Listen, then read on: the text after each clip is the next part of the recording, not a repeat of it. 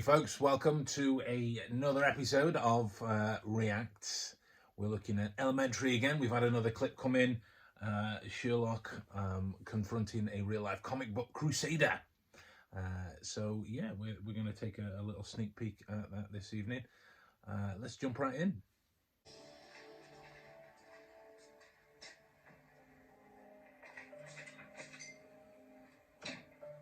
You're staring. Observation must be one of your superhuman abilities. I've had masked visitors before, but they came either to kill me or have sex with me.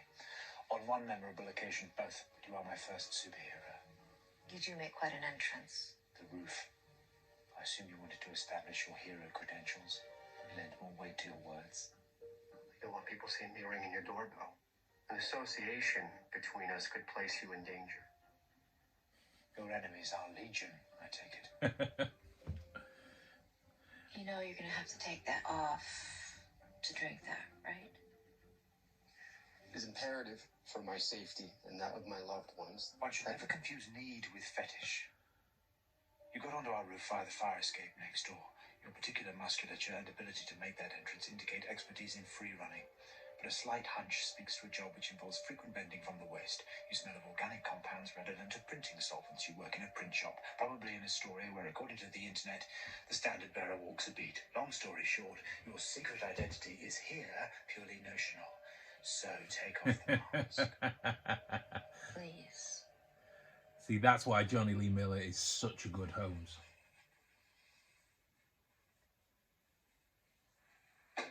How'd you do all that? I was bitten by a radioactive detective. How did you get my number and address? Brilliant.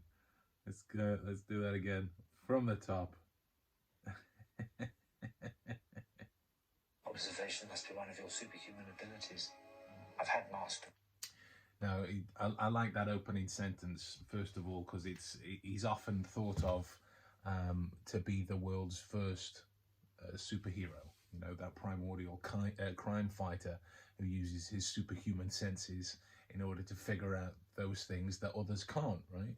I think at the start of Stephen Fry's audiobook version of the Sherlock Holmes stories, he goes into great length about that particular folklore. But if you think about this this whole dynamic between Sherlock Holmes and the world's greatest detective, Batman, right, and not to cross any any boundaries in terms of people's loves, but the 1890s predates Gotham by a good number of years. And if you watch Gotham by Gaslight, who is Batman forever quoting during that? Visitors before, but they came either to kill me or have sex with me. On one memorable occasion, both, but you are my first superhero. You do make quite an entrance. The roof. I assume you wanted to establish your hero credentials. Lend more. So another cool thing about Johnny Lee Miller's Holmes, he's got that constant look of, it's not quite contemptive, but it's more like, why are you even bothering? This is so not worth the mental exaltation that it will take to prove you wrong.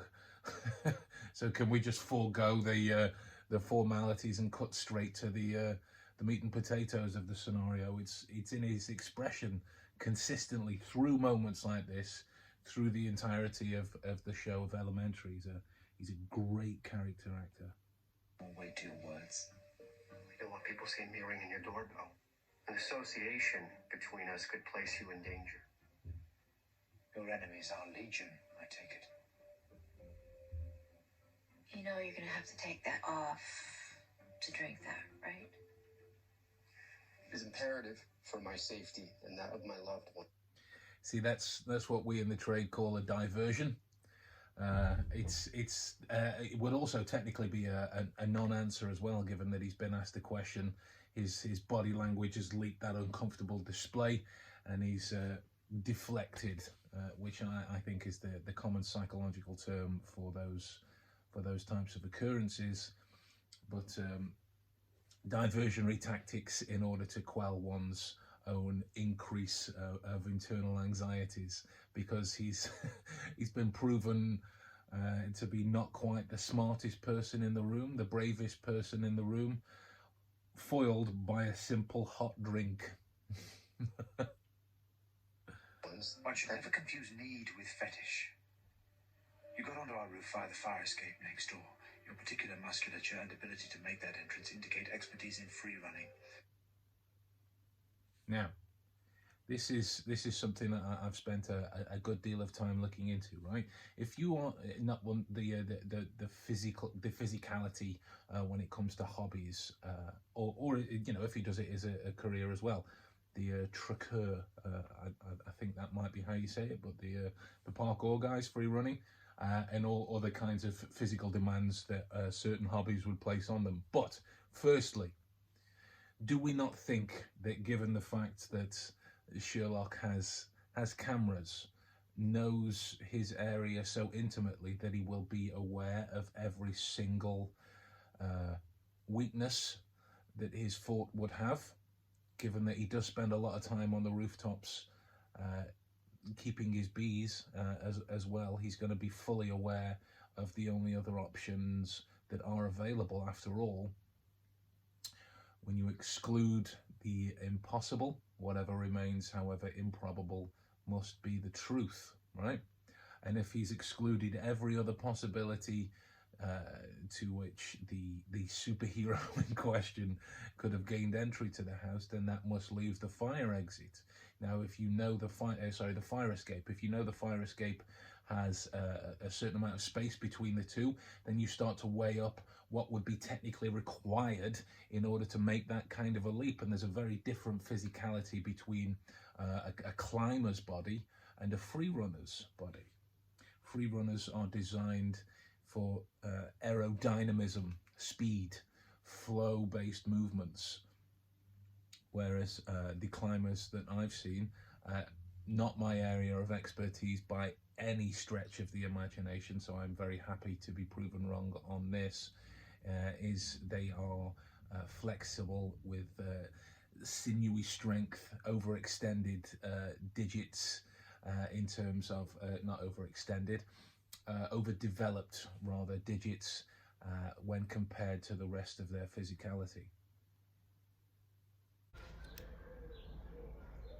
Right, guys, I don't really know what happened with my little clip talking about free running, but either way, it corrupted, so I'm having to re-record it again, and I've come out to my garden to be able to do that. So when we look at the observation regarding free runners, right, if you look at what the role dictates, there's a lot of gymnastic, plyometric, explosive movements, flexibility, in terms of the different maneuvers that they have to do in order to be able to do that. I am by no means a free runner, but if you look at some of the simple elements, like the very simple elements, like a dash vault or a Kong vault, something like this, you have to be able to tuck your body up into these positions whilst keeping that motion going forwards like water, as Bruce would say. So with that in mind, you start to notice, as part of their physique, the natural development of that, you have what's called a mesomorphic shape, which is that V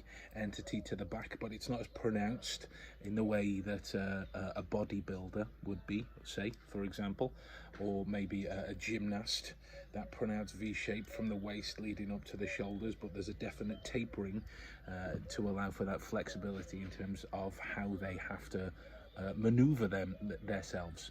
There's an overdevelopment to the abs, the back, the triceps, the forearms, the calves, the quads, all of these muscles that are continually called into action as a direct result of what they have to do.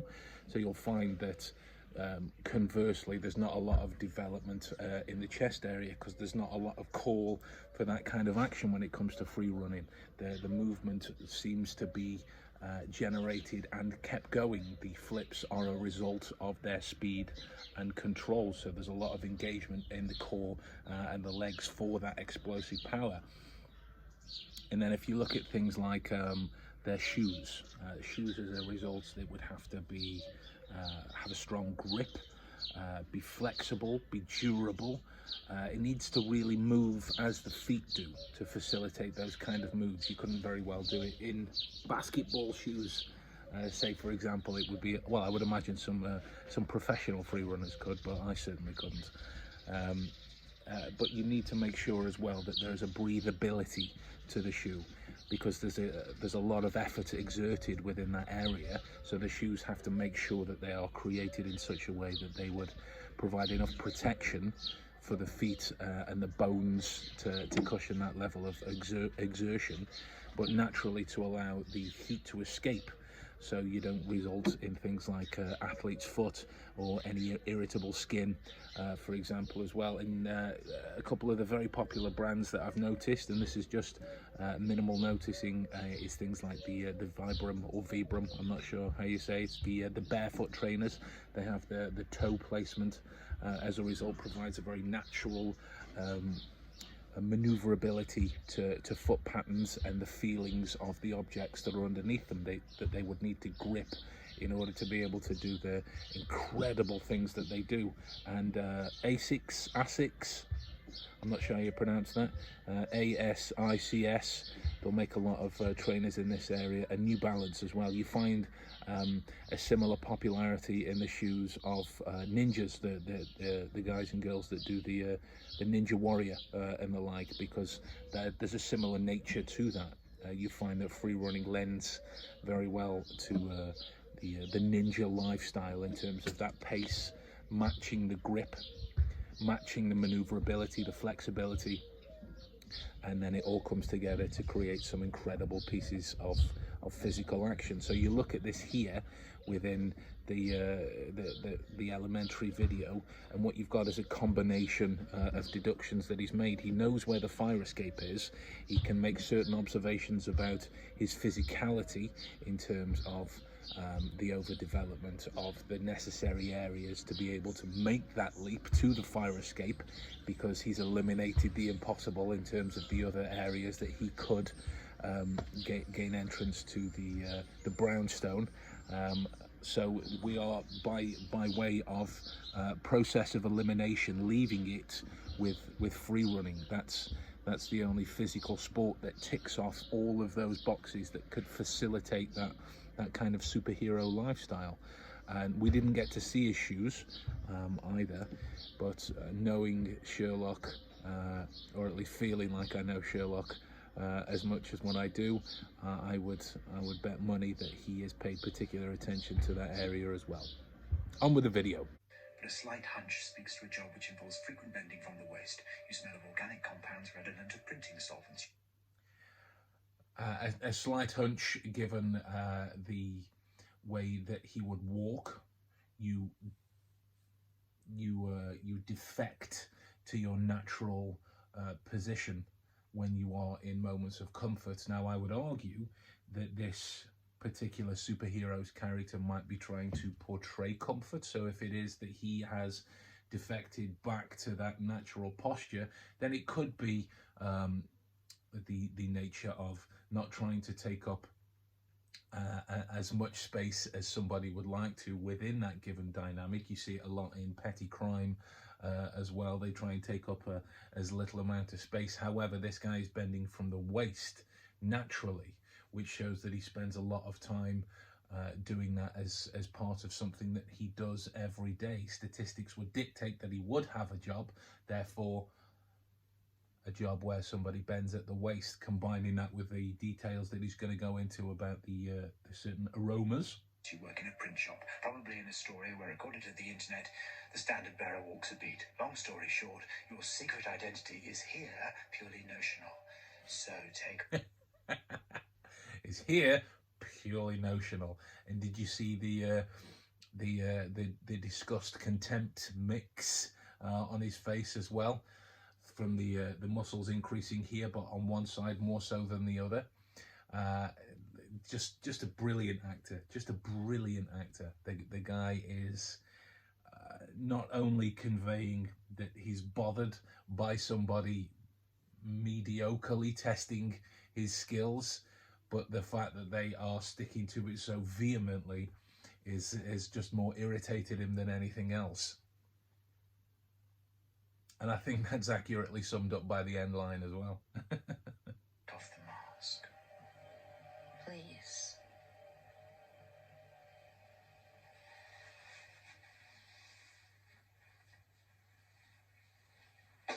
How'd you do all that?